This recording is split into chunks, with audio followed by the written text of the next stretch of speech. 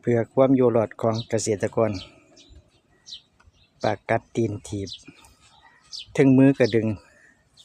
ไฟก็ต้องดังเห็ดก็ต้องอบการทำมาหากินเอาเลยเด้อบัดนี้ได้อบแล้วมื้อนี้นับมือได้แล้ว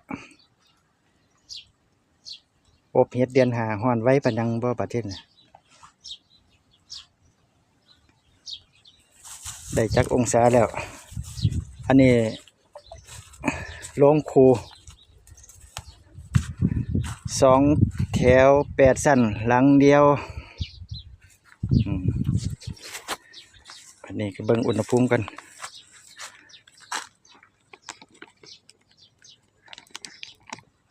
จักองศาแล้วเอา63 องศาอ้าวจับเวลาได้แล้วบัดนี้นับไปเลยตั้ง3 โมงเช้า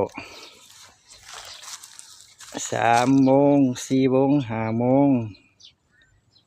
เที่ยงพุ่นละไปสิ้นสุดอยู่บ่ายโมงมื้อนี้ยาวไปเลย